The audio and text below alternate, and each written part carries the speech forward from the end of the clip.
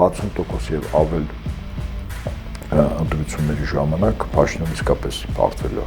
Եվ մեր ընդդիմությունը պետք է եւ առաջնորդները հստակ իմանան, որ սա իսկապես ընտրություններում մեր սարդարապետն է, մոտիվացնեն առավելագույն այդ զանգերը իսկապես խնդիրը առարկայական զանգերի մասին չեն ասում, բայց մարդկանց ներսում հոգիներում դե զանգերը հնչի եւ իրեն գնան ընտրությունների եւ պատրաստեն իրենց ձայնը պաշտպանել նաեւ փողոցում։ Պատկերացրեք կես միլիոն մարդ հանրապետությունում փողոցում լինի։ Վստահաբար հաշվառներով Փաշինյանի հոգեվիճակը նա շատ արագ ուղղակի ինքնաթիռով ճողոպրելու է։ Բախտի քմաճուկին եւ ժողովրդի զայրույթին թողելով բոլոր իր կուսակիցներին, համախոհներին, բիզնես պարտներներին։ Այ հիմա Միացյալ Նահանգները խախտում է տարածքային ամբողջականության սկզբունքը։ Եթե ասում է Գրիգորյան, մենք միացնում ենք, վաղը Կանադա, ուժի իրավունքն է աշխատում։ Ոչ թե իրավունքը, որ որպես խաղի կանոններ պայմանավորվել են, այլ ուժ, ընդ որում այդ ուժը ռազմական ուժի մասն է առաջին հերթին, հիմա օրվա իշխանությունները ընտրությունների են պատրաստում, իսկ եթե Իրանում այդ գործողությունները սկսեն, Իրանից փախստականների ոտքով կարող են Երևան գալ, հեռավորությունը մեզ փախստականի համարել է։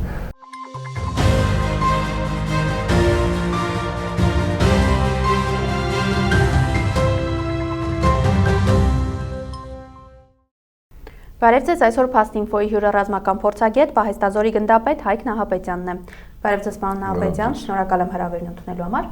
Պարոն Նահապետյան, արդեն տարեսկզբից Հայաստանի բարձրաստիճան պաշտոնյաները երկու այդպես միջազգային կարևոր պրոցեսների մասնակից դարձան, նախագահներ Դավոսում, հետո արտաքին գործերի նախարարը ԵԽԽՎ-ում էր։ Եթե փորձենք զուգահեռներ անցկացնել, հա որոնք էին այս հարթակների մեսիջները, եթե կարելի է դրանք միմյանց հետ համեմատել կամ առանձին ինչ-որ մեսիջների մասով, որտեղ օրինակ երկրորդ նախագահը Դավոսը համեմատել էր ջունգլիների հետ։ Գիտեք, 1945 թվականին Պոտսդամի կոնֆերանսից հետո մեծ հաշվով աշխարհի վերաբաժանումից հետո եւ երկիր մոլորակի կայունության, անվտանգության զարգացման համար պատասխանատու պետություններ ընտրվեցին, որոնք որդեգրեցին որոշակի խաղի կանոններ, պայմանավորվածություններ։ Խոսքս ՄԱԿ-ի անվտանգության խորհրդի մշտական անդամ 5 պետությունների մասին է՝ Միացյալ Նահանգներ, այն ժամանակ Խորհրդային Միություն, Չինաստան, Բրիտանիա եւ Ֆրանսիա։ Հիմա այդ խաղի կանոնները փոխվել է իսկապես։ Դավոսը ինքը կառավարման նոր գործիք է փորձարում Դավոսով ստեղծել, որի նախաձեռնողը Միացյալ Նահանգների նախագահն է, Դոնալդ Թրամփը։ Նո ասենք նոր ՄԱԿ կամ ՄԱԿ անվտանգության խորհուրդ կամ ՄԱԿ անվտանգության խորհրդի մշտական անդամ երկրներ, հա։ Ու ակնհայտ է, որ աշխարհը այլևս բազմաբևեռ է։ Հիմա ես կարծում եմ, որ Դավոսում ԱՄՆ նախագահի երբ իրավունքներն ու պարտականությունները նայում ես, այսպես ինքն է ալֆան եւ օմեգան այդ միջոցառման եւ այդ կառույցի, որը եթե ստեղծվի, հա, այսինքն ինքն է պատասխանատուն, ինքն է նշանակում առանց իր կարծիքի, խոսքի, իր երկի, որից է բան տեղի չունի։ Սա ավելի շուտ նման է միաբևեռ կառավարման կամ հեգեմոնի, հա, որին դեմ է Ռուսաստան ու Չինաստան։ Այնուամենայնիվ այսօր որոշակի բանակցությունների արդյունքում կարծես թե ուրվագծում է բազմաբևեռ աշխարհը, դա Միացյալ Նահանգները, Ռուսաստանը, Դաշնություն եւ Չինաստանի Ժողովրդական Հանրապետություն։ Սա ինչ վերաբերում է Դավոսին, այո, ջունգլիներն օրենք ասենք այսպես ուժի իրավունքն է աշխատում։ Իրավունքի ուժը չկա, այդ իրավունքի ուժը խաղի կանոնները, որով հետո համընդհանուր հռչակագիր, կոնվենցիաներ, ՄԱԿ-ի եւ դա համար պատասխանատու երկրներ, այդ ՄԱԿ անվտանգության խորհուրդը եւ այդ անվտանգության խորհրդի մեջ մշտական անդամ 5 միջուկային տերությունները իրենք պատասխանատու են երկիր մոլորակում տեղ ունեցող գործընթացների, այսինքն գլոբալ առումով երկիր մոլորակը չպետք է մտներ միջուկային բախումների մեջ, մեծ հաշվով դա էր, հա։ Հիմա այդ խաղի կանոնները այլևս ջնջված է, իսկ Պոտսդամում ամենակարևոր հիմնարար սկզբունքը դրվեց։ Պետությունների տարածքային ամբողջականությունը գերակա ամենաբարձր սկզբունքը դա էր, հետո որ ասում են ազգերի ինքնորոշում եւ այլն, դա ստորադաս է միշտ եղել։ Այ հիմա Միացյալ Նահանգները խախտում է տարածքային ամբողջականության սկզբունքը։ Եթե ասում է Գրիգորյան, մենք միացնում ենք, վաղը Կանադա, ես Վենեսուելայի նախագահն եմ, հա, նշանակում եմ այնտեղ գուբերնատոր եւ այդպես շարունակ, բնականաբար սկզբունքները փոխվում է, նո ջունգլիները ասենք ուժի իրավունքն է աշխատում։ ոչ թե իրավունքը, որ որպես խաղի կանոններ պայմանավորվել են, այլ ուժ, ընդ որում այդ ուժը ռազմական ուժի մասն է առաջին հերթին եւ դրա կոմպոնենտ տնտեսական է, որտեղ Միացյալ Նահանգների նախագահը պարբերաբար ինքը պատժամիջոցներ է, չէ, բարձր տոկոսներ է սահմանում, որով ստիպում է իր կողմից պահանջատեր հաստատող պետությունը, որպեսզի ընկրկի եւ ԱՄՆ-ի պահանջները կատարի։ Բայց առաջինը դա ռազմական կոմպոնենտն է եւ միջուկային երկու գերտերություն կան։ Երրորդը չկա, Չինաստանը միջուկային գերտերություն չի։ Ինքը տնտեսական առումով այո մրցակից է ԱՄՆ-ին, իսկ ռազմականով Ռուսաստանը Միացյալ Նահանգները։ Իսկ ինչ վերաբերվում է արտգործնախարարի, ասենք, այդ խոսելուն Արադ Միրզոյանի մասին է, չէ՞, այդ պարտականությունը կատարող անձը։ Դա ասենք ակնհայտ կեղծիքներ Հայաստանում հոգևորականների հետ կապված որոցի հետապնդում չկա, մարդիկ ասենք չեն դատվում են, որովհետև իշխանության զավթման փորձեր են պլանավորել, ծրագրավորել։ Դա ակնհայտ է, որ եվրոպական երկրները իդեպ ընդունենք իրողություն, ճիշտ այնտեղ արդեն լուրջ տատանվողներ կան, բայց այնուամենայնիվ իրենք մնում են գլոբալիստների ճամբարի մեջ, Բրիտանիայի վարչապես տարբեր առաջնորդությամբ, այսպես ասենք, հա։ Եվ բնականաբար նույն Բրիտանիային պետք է, որ Ուկրաինային պատերազմը շարունակվի, որով կարող է նախապայման լինել 10 ամիս հետո ԱՄՆ-ում կոնգրես միջանկյալ ընտրություններում հանրապետականների պարտության, որտեղ կարող է սկսել անվստահության գործընթաց դեմոկրատների կողմից իմպիչմենտ, հա, եթե որ հաջողություն չունենա, բայց կարծում դա դեմոկրատների ձեռքին լավագույն խաղաթուղթ եւ հետո որը կարող է վերածվել հաղթաթղթի ԱՄՆ նախագահական ընտրություններում։ Ուրեմն Ուկրաինայի պատերազմը դի շարունակվի։ Մեր ռեգիոնում լարվածությունները պիտի մնան։ Հարավային Կովկասը պիտի դառնա մի կողմից ըստ բրիտանա-թուրքական Թուրան պրոյեկտի դեպի ուժային կոմպոնենտ Ռուսաստանի դեմ, իսկ այսօր Միացյալ Նահանգների մեր տարածաշրջանում հայտնվելու պահով մի փոքր վերաֆորմատավորվել այդ մոտեցումը, թիրախ ոչ թե Ռուսաստանը, Իրանի Իսլամական Հանրապետությունը եւ Հայաստանը պիտի մնա այդ ծրագրերի ծիրի ներքո։ Եվ այն ինչ որ Արադ Միրզոյան ասեց, բնականաբար Եվրոպայում դա ընդունում են, որ այդպես է, նույնիսկ կարող են քննադատական խոսք ասել, բայց էական այն չի։ Եվրոպայի համար պետք է որ Հայաստանը գործիք մնա Ռուսաստանի դեմ, Իրանի դեմ։ Իսկ Հայաստանի օրվա իշխանությունները լծվել են այդ գործին եւ տվել են խոստումներ, վերցել են պատասխանատվություն եւ որի արտաքին գերատեսչության պատասխանատուն էլ նման կեցված դրսևորեց նման հայտարարություններ անելու եւ նման գնահատականներ, որ տալով, որը իրականություն շատ հեռու է, ակնհայտ է, չէ, մենք գիտենք այստեղ ինչպես է, ինչպես չի։ Պարոն Նահապետյան, տեսեք, եթե Դավոսը սինթեզենք թրիփի հետ, նույն Նիկոլ Փաշինյանը նշում է, որ թրիփը դա մեր անվտանգության երաշխավորն է եւ դրան հակառակ կան կարծիքներ, որ ընդհակառակը թրիփն է մեզ համար ամենաառաջնային ուրեմն սպառնալիքը, որովհետեւ նույն թրիփում օրինակ Իրանի բարեկամ երկրներից որևէ մեկը ներգրավվածություն չունի։ Գիտեք, մեր տարածաշրջանը թերպես ոչ միայն մեր ցանկացած տարածաշրջան, եթե հարևաններից տնտեսապես եւ ռազմական առումով թույլ պետություններ են, իրենց համար կարող է ճակատագրական լինել ուժային կենտրոնների շահերի բախումը, կոնկրետ այդ պետության կամ այդ տարածաշրջանի երկրների համար։ Հիմա այդ Տրամպի ուղի կոչված ինքը շահերի բախում է առաջացնում։ Եվ ակնհայտ է, որ այստեղ Ռուսաստանը Իրանի շահերն է մի կողմից, Միացյալ Նահանգներն է կամ Արևմուտքին է, ինչ որտեղ, մյուս կողմից։ Եվ թուրքական աշխարհին արևմուտքի շահերի հետ միասին, հա, երկու շահ համադրված։ Հիմա շահերի բախում կա, այդ բախման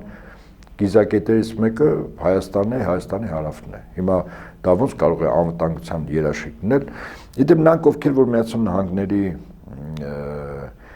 երաշխիքների վրա հուսացած են, թող Քիսինջերի խոսքերը նայեն, որը հրաշալի ձևակերպել է, ինչ ասել է ԱՄՆ-ի ճշնամի լինել վտանգավոր է, իսկ բարեկամ մահացու։ Եվ այդ մահացու լինելու իրողության մեջ հայտնվել են քրդերը։ Սիրիայում սկզբից 2019-ին, երբ ամերիկյան հրահանգիչները տեխնիկան Սիրիայից դուրս եկան մի օրվա մեջ, թուրքական բանակը ներխուժեց քրդաբնակ շրջանը եւ վերջերս դեկտեմբեր եւ հունվար ամիսներին ինչ որ կատարվում է Ամերիկայի թողտվությամբ, բայց Ամերիկան էլ իր աշխատավոր չէ Սիրիայի քրդերի հետ կապված։ Հիմա չէ Ամերիկայի շահերից բխում է, որտեղ քրդերը ուղղակի զինաթափվեն։ Հիմա եթե վաղը չեմ սուր Ամերիկայի շահերից բխվի, որ իրենց տնտեսվարող սուբյեկտը, որը կառավարելու կամ շահագործելու իրավունք է ստացել 49 տարով 74-76%-ով, եթե վաղը որոշի, որ այդ իրավունքը ինքը կարող է օտարել, ասենք թուրքական կամ ադրբեջանական ինչ-որ մի ընկերության, ինչ Հայաստանի իշխանությունները ինչ են անել, ոչինչ, դա նրա իրավունքն է, նա կարող է օտարել, երրորդ կողմ կա, երրորդ կողմը ամերիկյան այդ ընկերությունը գտնում է, կամ ասենք այդ ընկերությունը կարող է իր արժեթղթերը վաճառել, օրինակ, եթե խնդիր կա օտարելու այլ տնտեսվարող սուբյեկտի, արժեթղթերը վաճառում է եւ հիմնական փաթեթը 51%, ասենք թուրքական կամ ադրբեջանական ընկերություն է վերցնում։ Ասել ձեր այս տարածքը իրենց հսկողության տալը։ Եվ բնականաբար շահերի հակադրություն կա։ Եվ Իրանն է կեցված դրսևորում, եւ Ռուսաստանն է, ճիշտ է այսօր, ինչպես ասում են դեռ Ուկրաինայում, այդ թնջուկը չի լուծվել, բայց լուծվելուց հետո երբ արևմուտքը համակերպի գլոբալիստները, որ այնուամենայնիվ իրենք պարտություն են կրել, լուծվելուց հետո այստեղ Ռուսաստանը եւ Իրան շատ ակտիվ եւ շատ խիստ են լինելու։ Ներում չի լինելու, որտեվ ինչպես ներում չի լինի, թե ինչպես ասենք Սեյիդ, որը ապագա Իրանի հոգևոր առաջնորդ կարող է դառնալ, Ռայիսին, ուրեմն նախագահ եւ արտգործնախարար Ադուլախյանը, ասենք Ադրբեջանից վերադառնած ուղղաթիռում զոհվեցին։ Ակնհայտ է, որ Իրանը այսօր կոշկեցված չի դրսում, բայց ինձ համար պարզ է, որ սպանություն է եղել։ Ակնհայտ է, որ 12 օրվա Իսրայել ԱՄՆ մի կողմից, Իրան մյուս կողմից ռազմական բախման ժամանակ փաստացի Ադրբեջանի օդային տարածք ամբողջովին տրամադրվել է, Ադրբեջանի օդային տարածքով իսրայելական ինքնաթիռներն ու անօթաչուները գլուհեն եւ հարվածներ հասցնեն Իրանի սահմանակից շրջաններին։ Իրանը թերաշելի գիտի, քարեր հավաքելու ժամանակը մոտենում է եւ այդ ժամանակ Իրան շատ խիստ է լինելու։ Այդ թվում Ռուսաստանը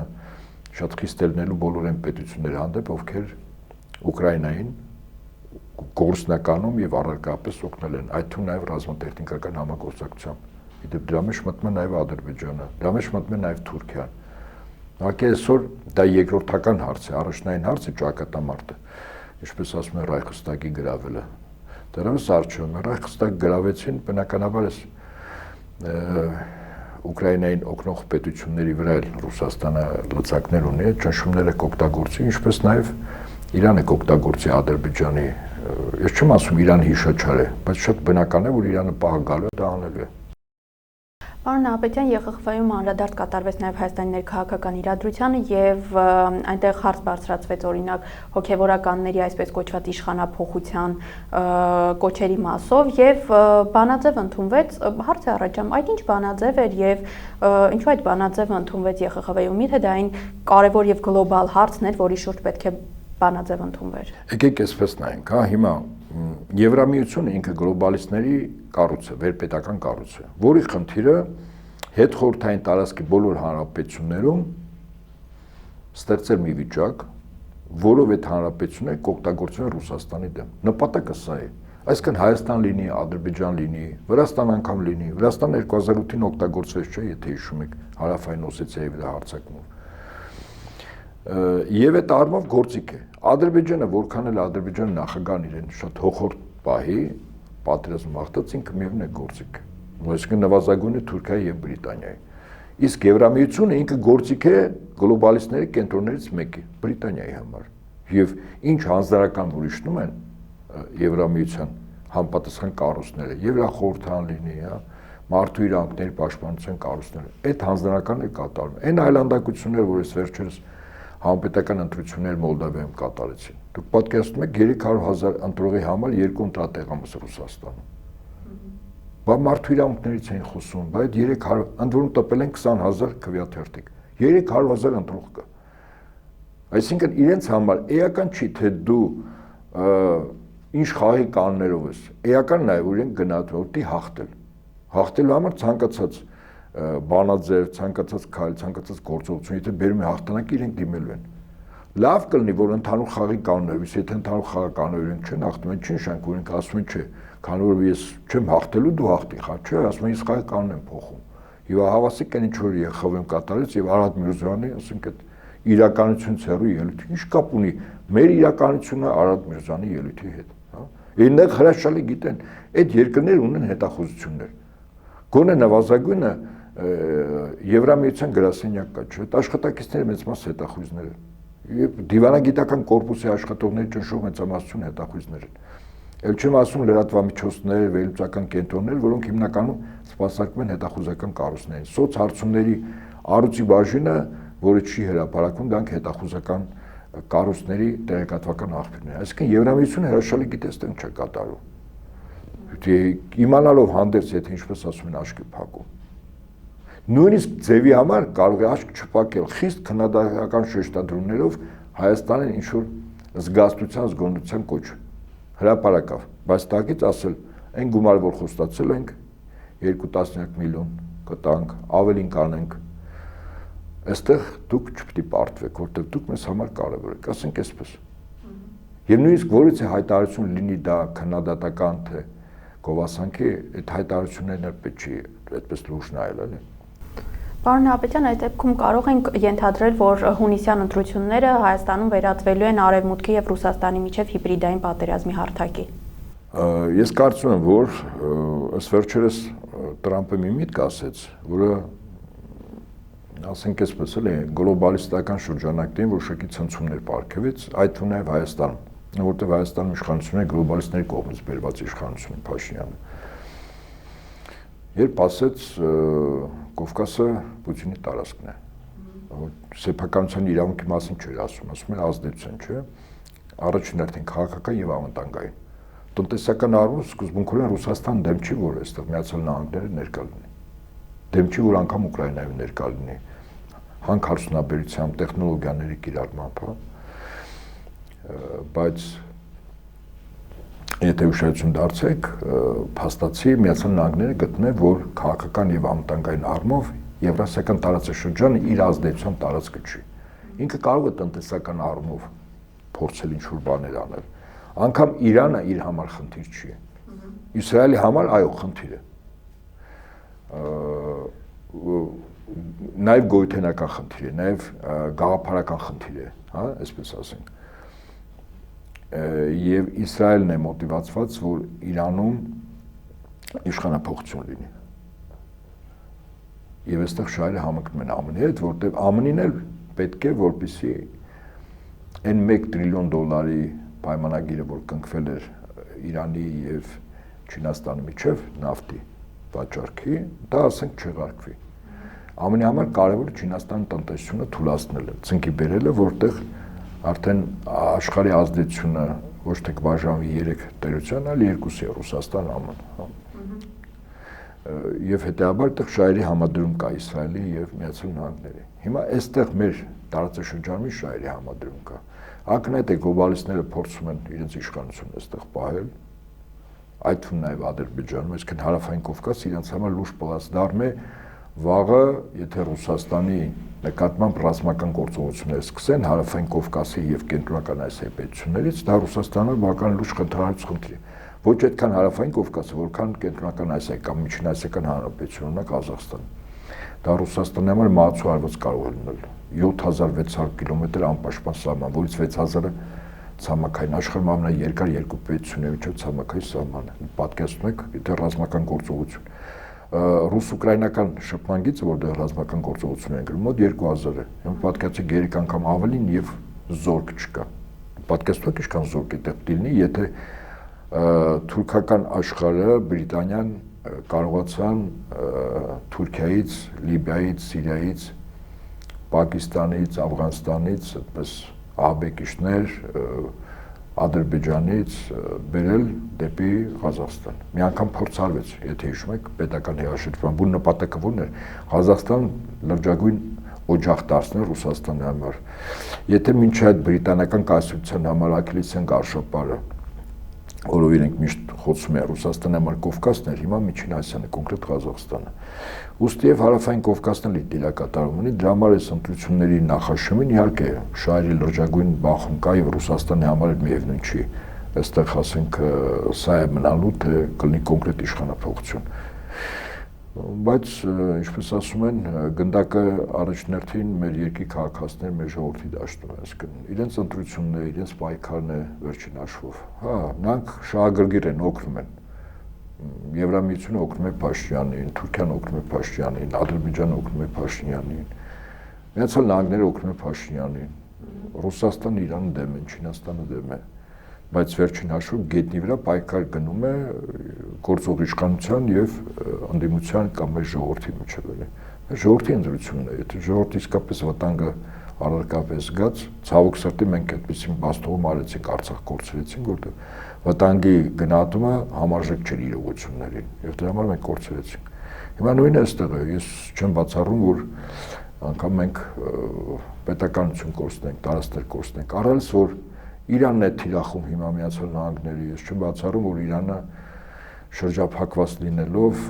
ոչ թե զինական առումով փորձ անեն ցամաքային զորքեր մտցնել, Իրան դա իրատեսական չի մեծ ռեսուրսներ ապահովում, բայց որ քաոս փորձեն առաջացնել, հրթիռակոծում, ռմբակոծում, ներսում դիվերսիաներ, իշխանափոխություն լինի, խնդիրը սա է, երկու փորձ տապալվեց, հիմա երրորդը կարող են ան։ Իսկ մեր հարևանի տունը երբ որ հրդեհ է, հրդեհը մեզ մոտել է չէ հաստատ անցնելու։ Հիմա ինչու Թուրքիան արդեն Իրանից սահմանում ամբողջովին ուրեմն արգելապատնեշներ, խրամատներ, դիտման աշտարակներ եւ զորք։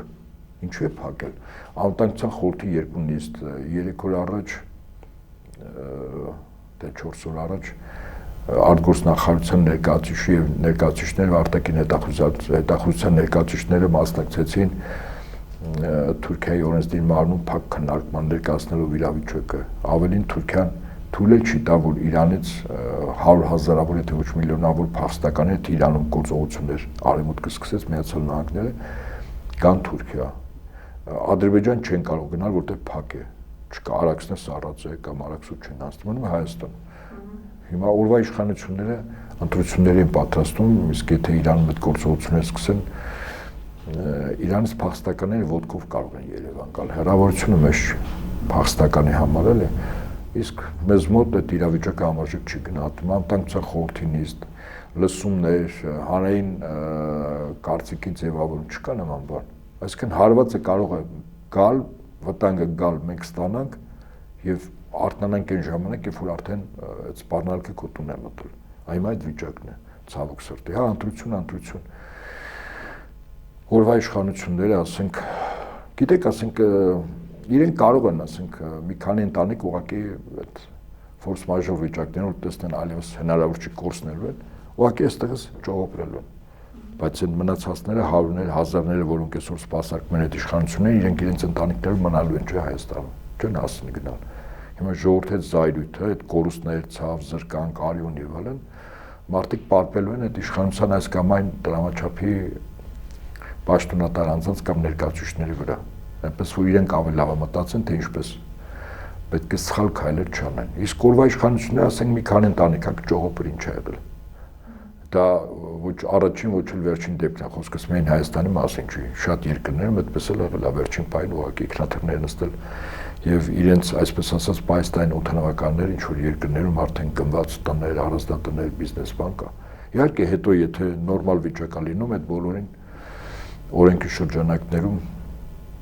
խնդրում են, հորդորում են այդ պետությանը,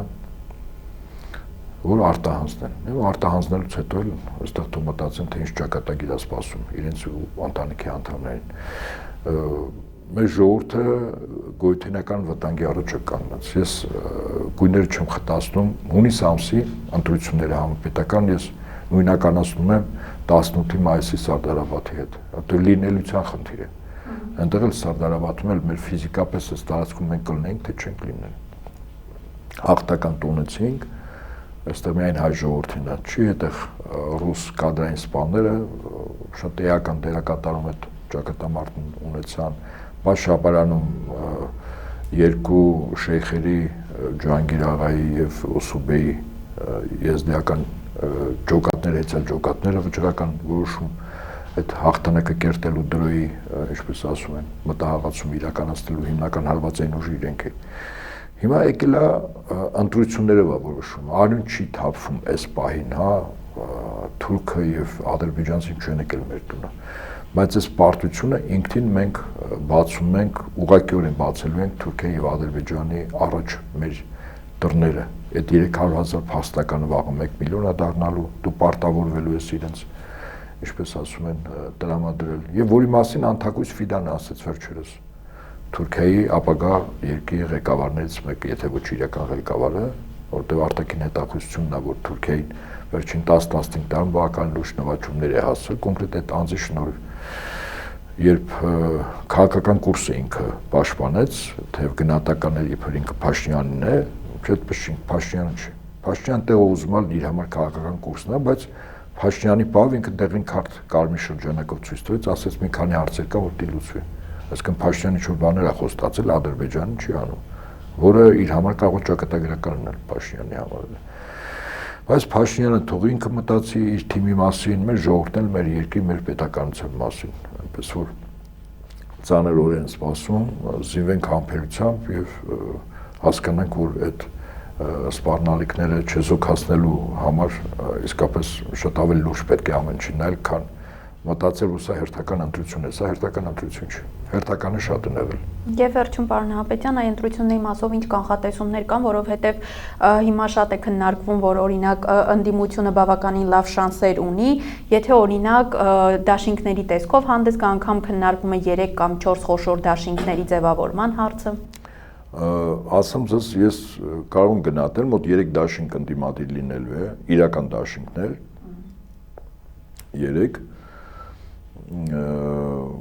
Փաշինյանի կողքը, այսպես հավանական, որ ինչ-որ ուժ տոկոս կհավաքել, անցողիկ չեմ, ցույց տրվեց դա վաղաշաբաթի ընտրություններում, այդ հանրապետություն կուսակցություններ, որ փայլուն կերպով ձախողեց իր առաջնորդի մեծամիտ խոսքը եւ այդ համայնքապետի, պոտենցիալ համայնքապետի կեցվածքը ժողովուրդը չընդունեց։ Ես կարծում եմ համապետականում եւս իրենք չեն լինելու, եթե թվերը չնկարվեն իրենց վրա բաց այդ կեղծիքներով, ասենք 4 ուժ է անցնելու, 3 ընդդիմադիր, 1 իշխանական։ Ես կարծում եմ, որ այս իրողությունների մասին իշխանությունները եւս գիտեն։ Հետաբար իրենք երկու խնդիր ունեն։ Խնդիր առաջին առավելագույն պրոֆեսիոնալ կերպով կեղծիքներ, շատ կեղծիքներ։ Հազարավոր մարդկանց ներգրավել այդ կեղծիքների մեջ, սա առաջին։ Երկրորդ ամեն ինչ անել, որ մասնակցությունը նվազագույն լինի, գոնե 40-45%։ Տարբեր գնահատականներ կան, ես մասնագիտական այն շրջանակի գնահատականները դեմ համակարծեք, որոնք ասում են, եթե 60 եւ ավել տոկոս լինի, վստահաբար Փաշինյանը ինչքան էլ կեղծիք կանի, ինքը չի կարող անցնել, առավելս որ այդ 60%-ը հանրապետության փաստացի, եթե մենք այսպես ասենք, առավել ակտիվ ընդդիմադիր մասան է, որտեղ մի քանի 100,000 մարդ պոտենցիալ պատրաստ է փողոցում իր իրավունքները, իր ձայնի իրավունքը տրված պաշտպանել, եթե կեղծիքներ լինի։ Ես կարծում եմ, որ ընդդիմադիր դաշտի բոլոր օղակները պետք է մեկ խնդիր տնեն, առավելագույն ընտրողին համոզեն, բացատրեն, մոտիվացնեն, որ գնա ընտրության։ 60% եւ ավել ընտրությունների ժամանակ Փաշինյանը իսկապես պարտվելու է։ Թեև ես սկզբունքորեն չեմ բացառում, որ այս վերջերս իրավական ակտ էր ընդունվել, որ ընտրությունների մասին մեկ շաբաթ հետո է հայտնվում արդյունքները, այդ ընթացքում Ադրբեջանը կարող հաշվի առնել, որ իրենք վստահաբար իմանալու են, որ պարտվել են, Ադրբեջանը ռազմական գործողություն մտցնի, անի, հետո ռազմական դրություն կամ արտակարգ դրություն մտցնեն այստեղ, որով տարօրինակ կերպով այս իրավական ակտում նշված է, որ այդ դեպքում ոչ թե հետաձգվում է հայտարարվում, այլ չեղարկվում է, անտրամաբանական ինչ է չեղարկվում։ Բայց այդպես է ընդունված։ Այսինքն այս պայստային տարբերակը, որ իշխանություն չանձնի, նույնիսկ այս իրավական ակտով են իրանք ամրագրել։ Եթե ավելի այսպես առարկական ասեմ, ընտրությունների արդյունքները սկզբունքորեն առաջին հերթին ընդհատեղամասերով է որոշելու, բայց հաշվի առնել, որ իշխանությունները ամեն ինչ անելու են, որպեսզի ընդհատեղամասերում իր պարտությունը չֆիքսվի կամ նույնիսկ եթե ֆիքսվի արտակարգ դրություն, փողոցն է որոշելու, մոտիվացված փողոցը։ Ում պատկերացեք կես միլիոն մարդ հանրապետությունում փողոցում լինի։ Վստահաբար հաշվի առնելով Փաշինյանի հոգեվիճակը նա շատ արագ ուղղակի ինքնաթիռով ճողոպրելու է։ Բախտի քմաճուկին եւ ժողովրդի զայրույթին թողելով բոլոր իր կուսակիցներին, համախոհներին, բիզնես պարտներներին։ Ես կարծում եմ, որ անդիմությունը շատ ավելի խորագետ լինի, դրանից հետո օրենքի եւ իրավունքի ուժով յուրաքանչյուր պատասխան տա։ Այստեղ ինքնադատաստան որևէ ձևով պետք է արգելվի, որտեղ դա շատ վատ պրակտիկա է։ Օրենք խախտել ես դատարանը ճիշտ արդար իր փաստաբաններով, եթե ընդունեց որ մեղքը եւ սխալ է արել, դիտատվի վստահաբար, իսկ այդպիսիները շատերն են անի։ Հանցագործ աշխարհում եւ ոչ միայն հատուկ ծառայությունների գործելավոճում եւ այդպիսի բան կա, այլ ինչպես մարդկանց արյունով են կապում, սա էլ կրիմինալով է մարդկանց կապում, էլի հանցակից է դարձնում։ Իսկապես հանցակիցների թվականը անհամեմատ հիմա շատ են ալի։ Բայց այդ հանցակիցները բոլորը մնալու են Փաշինյանի ինքնաթիռում տեղ չեն ունենալու, էլի։ Այնտեղ մի քանի ընտանիք են նստելու, ինչպես ասում են։ Եվ մեր անդիմությունը պետք է եւ առաջնորդներ հստակ իմանան, որ սա իսկապես ընտրություններում մեր սարդարաբատն է, մոտիվացնեն առավելագույն այդ զանգերի իսկապես խնդիրը առարկական զանգերի մասին չեմ ասում, հա, բայց մարդկանց ներսում հոգիներում այդ զանգերը հնչի եւ իրեն գնան ընտրությունների եւ պատրաստ լինեն իրենց ձայնը պաշտպանել նաեւ փողոցում։ Շատ լավ, շնորհակալ եմ հարցազրույցի համար։ Այսօր իմ հյուրը ռազմական փորձագետ Պահեստազորի գնդապետ Հայկ Նահապետյանն էր։ Փաստ-ինֆոյի հաղորդումներին արագ հասանելիություն ունենալու համար կարող եք բաժանորդագրվել YouTube-յան մեր ալիքին։ Համախմբենք եւ փրկենք հայրենիքը ներքին ու արտաքին թշնամուց։ Մինչ նոր հանդիպում։